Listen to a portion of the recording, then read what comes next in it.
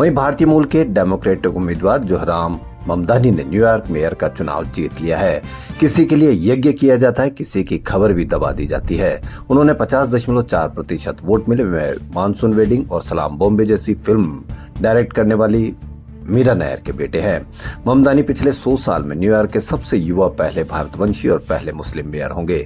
अपने victory speech में उन्होंने जवाहरलाल नेहरू के 15 अगस्त 1947 की आधी रात को दिए ट्रिस्ट विद डेस्टिनी का जिक्र किया, क्योंकि यदि मेयर की बात होगी, ममदानी की बात होगी, तो नेहरू की भी बात होगी, और नेहरू की बात होगी तो हम भारत के लोग या हमारा मीडिया चाहता ही नहीं कि कोई नेहरू की बड़ाई की कोई बात हो, तारीफ की कोई बात हो, जबकि ममदानी न्यूयॉर्क में नेहरू की बात की जा रही है और हमारे यहाँ नेहरू की किस तरह से उनका जिक्र किया जाता है यह आपको बताने की जरूरत नहीं है।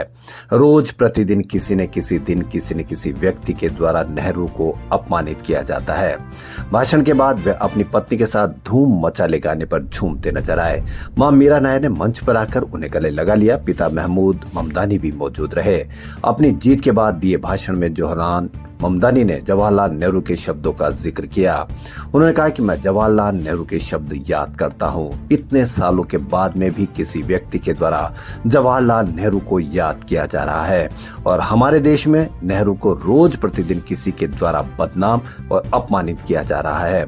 इतिहास में बहुत कम ऐसे पल आते हैं जब हमने पुराने से निकलकर नए की तरफ बढ़ते हैं, जब एक दौर खत्म होता है और राष्ट्र की आत्मा अपनी आवाज पाती है।